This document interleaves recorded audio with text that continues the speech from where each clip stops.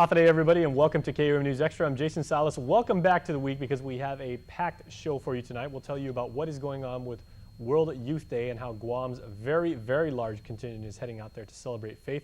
We'll also tell you a bunch of more stuff, so make sure to stay tuned in. But first, the Guam Art Exhibit, or GAX, if you're one of the cool kids. It's the 6th year that it's being held, and it's a very, very worthwhile event. Please go and check it out. Make sure you bring your cameras and post to social networks of various types. But the gentleman joining me right now, Agerrstrand, is the curator and the mastermind behind this incredible event. So it's going to be held again. Josh, welcome to Harmon.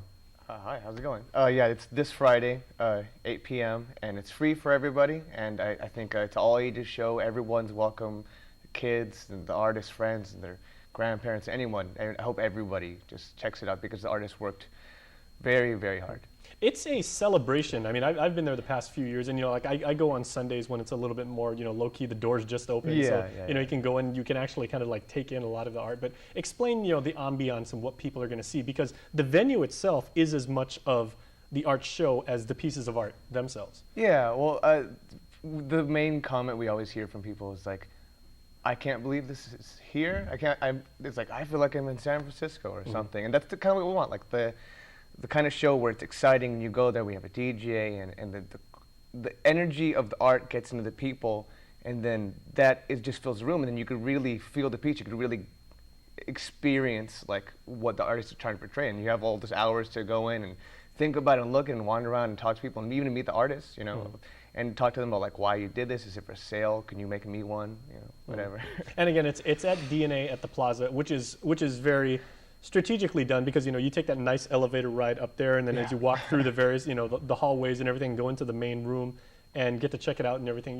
Like I said, I mean it's an exhibit in and of itself. The space is above Underwater World, because we did have one in DNA, but it's above Underwater World, and it's a DFS space. Okay. And they've been kind enough to let us use it, and it's just perfect for it, and they always support the arts, and they support us a lot, and we really appreciate it. And the room is great, and that's the thing. It's like we didn't want to have it in a place that was temporary. We wanted it in a place where we could actually give it a couple weeks, like a real exhibit. You could really take it in, and it has like there's enough days where like all the people that want to see it have time to come down, So like I think last time we had like 5,000 people over the 3 or 4 weeks we had it, and so many different people, and they were so happy, like, oh, I'm happy I caught it. I was really busy with my family, and they're able to come down. Or we even have a lot of tourists. Like this one couple, they were like on a honeymoon from like New York, and they just randomly chose Guam as honeymoon. And like I did not expect to see a gallery here, and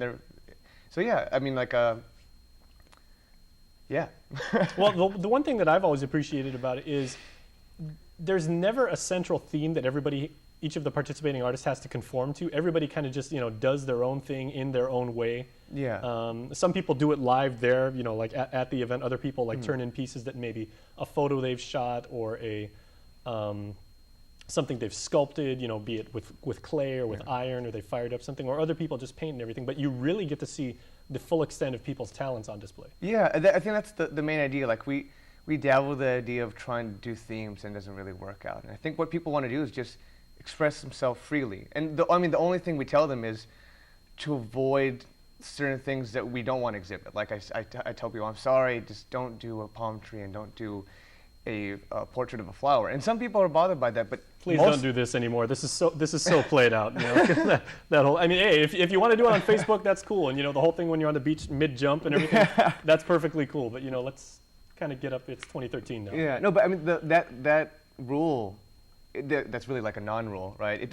The artists, they tell, like I've had feedback where they said, I felt like all my life I can only create sunsets and palm trees for the Guam demographic. That's all they want. And then when you tell me I'm not allowed to, I feel free to do whatever I actually want to do. And they're telling me like they never felt that before. They didn't feel like people did want that. But I mean, I think the last few shows have shown that people are interested for something different, And I think we just want to give a space for the artists to feel they could do whatever they want to do as long as it's awesome. And the cool thing is, I know there were a couple of photographers out here that really got into that style of art where you take pictures of people like all dressed up like women in like in formal dresses underwater. Yeah, yeah. And that was really cool. They're conceptual. They're like two guys out here that do that, and they do it very well. We just asked that it's conceptual. Yeah. Make something that is made for the purpose of exhibition. And there's great talent on Guam, but sometimes you really have to hold them to push them a little bit. You know, say like we gotta raise the bar because there is world-class talent on island. You know,